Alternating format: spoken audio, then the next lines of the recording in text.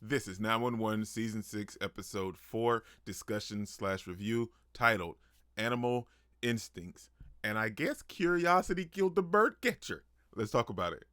Live life for the fight, yeah, I'm here to get it. I got drive, got sight, always have a vision. I go by at night, I be in my feelings, I'm a big 911 is going through some change, and change doesn't technically mean a bad thing. You know, good change is character development, character growth, and I feel like that's where the series is going, but I don't handle change very well. And it's very evident from the very first episode, but each week, every episode, you can start to see little changes here, little changes there, but I don't handle change very well. But I will say this, the episode was still very good, and by the end of the episode, I'm starting to come around a little bit. Let's talk about the cases, and then I'll talk about our main characters. The cases this week, we have the one where the park ranger the park ranger is watching these people bird watch, and he just assumes that this chick is there with her boyfriend, and turns out that that's her brother, and the tree kind of just flattens and crushes him, but he's alive. But the bird watcher, or the park ranger, hits on the bird watcher while her brother is on the way to the hospital for an emergency, and he tries to give her his dipper. Come on, bro, pick the right time, and this isn't the right time. You see that he tried to get her to, like, well, if there's no room for you in the helicopter, I can take you in my truck, there's no problem. And then you turn and ask for her number while she's worried about her brother. That was hilarious, man.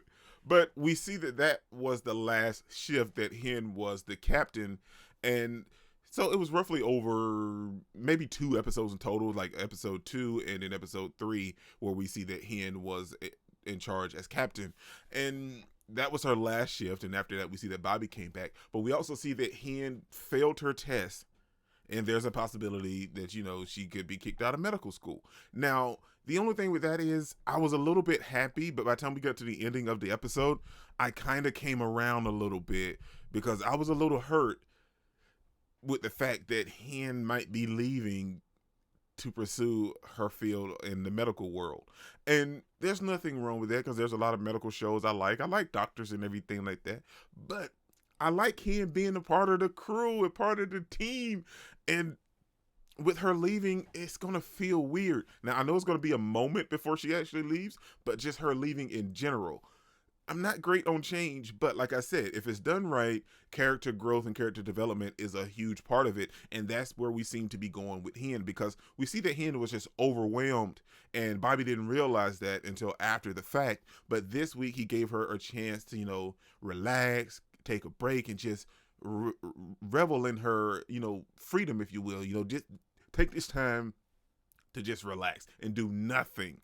And that's just not her, because she was trying to find stuff to do and trying to stay around the firehouse when she had this whole entire week off. So it was still bugging her. But by the end of the episode, her talking to Buck and everything, we see that she decided to go back and ask the doctor teacher lady to give her a second chance, and this time it's going to be a practical exam. No more tests or anything like that. It's going to be a live practical exam. She's going to make rounds with her, and she's going to have a practical exam. And I feel like I'm excited for that, because at the beginning of the episode, I didn't want Hen to leave, but now after watching and kind of just going through the motions and realizing that some change isn't as bad, I kind of want Hen to be a doctor now. I really want to see it.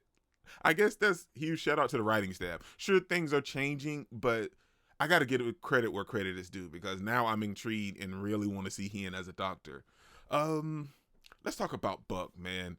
Buck is going through some stuff. We knew Buck was dealing with some stuff from season 5, and it was still very evident in the beginning of season 6, and he's still kind of reliving all of that. And this week we see he came in contact with a friend that he met, when he Buck was not in college. What? Well, maybe from his college days, if you will. And when they lived in his house with like 5 other guys, well, they were part of the group, so it made 5 guys in total. But anyway, an old colleague and college friend of Buck came to town and they're kind of meeting with each other, kind of reminiscing and enjoying each other's company. And Buck just agreed because, he's reading this book. They're telling him, to say yes to everything now. You give yourself a new opportunity, to be uncomfortable because you're so stuck in your routine. So he's taking this opportunity to meet his friend and his friend's wife. And long story short, we find out that they want Buck to be the sperm donor for their child. And we see that Buck has a very hard time with this. This is really messing Buck up. But he talks to Hen about it. He hadn't talked to anybody else about it. He's talking to Hen about it. And he sees that Hen lays out all the facts for him. Are you okay with doing this for them? Because it's such a great thing, and it sucks that they can't have kids. And Hen kind of knows where he's kind of coming from with this whole overall situation. And that sucks for them. But are you okay with being a father that's not going to be a father? Because technically you're just a donor. You're not going to have anything to do with this child. Now, that's what's on the surface. Now, we don't know how the people actually really want to go about it, because they could eventually decide to tell the kid that, hey, this is your real father, your bio dad, you know what I'm saying? You never quite know how situations are going to work out like that. But for me, in my shoes, I really feel sorry for these people. But it would suck to not be in the kid's life. Like, I would love to at least be like, like the cool uncle or something, you know what I'm saying? Like, just to say you're there, you know what I'm saying? Just so you can be a part of it. Because, like Hen said, they can send you Christmas cards and birthdays and everything. Like, they'll probably keep him informed, but he's going to be at arm's length, so he doesn't really get these attachments. And I don't know how Buck is going to handle that, because we know he doesn't really handle, like me, he doesn't really handle change all that well. But at the end of the episode, we see Buck deciding to give in and really decide to help his friend and his friend's wife. And I feel like that might be something that's going to come back to bite Buck. You never really know. What if the kid finds out when he gets older? Like, it's a whole bag of just mysteries just waiting to unfold with this overall situation. You never quite know. Then we also have this one particular case that was very evident to Maddie, with a domestic abuse case about this little girl and her father and her mother. And I think that's one thing that I do love about 911, because sure, Maddie, I don't want to say she's over it, but she's handled her own domestic abuse situation, and she's handled that. So now she can be there to help other people get through those kinds of situations, like she did at the very ending of this episode, her helping the little girl and her mother, then helping her mother try to get the green card. We see Maddie as so much more now. I don't want to say she was a victim, but that's what she was in the very beginning, running away from Doug. But she finally stood up for herself, and there's no more Doug.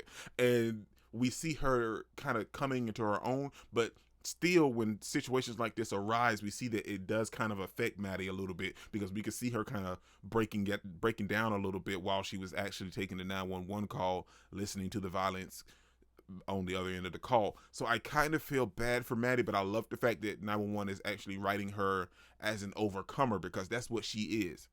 She overcame all the situations and everything that Doug put her through, and now she's on the other side of it. She still has to deal with it from time to time, but now she can be a voice for other people and help them in their situations. And I think that's something very evident that 911 is doing with Maddie's character, and I enjoy that so much.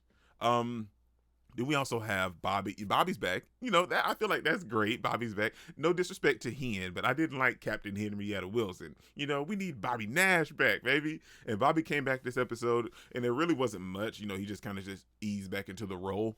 But I will say, I love the fact that Bobby came in and just gave Hen that break. Hey, take all the time you need. In the case where they came in with the dog and he just took the dog, yeah, we gonna confiscate the dog. We're gonna rescue him, because you guys are crazy, because they let this dog take some opioids, man. That's crazy. But that moment kind of highlighted Hen, her wanting to be a doctor, and it kind of gave Bobby someone to fill the house in the void, because Athena's not there, May's not there, Harry's not there, and their house is actually empty. And at the end of the episode, Athena came back and she met Hoover, like the vacuum, just like it. So overall, it was a nice episode.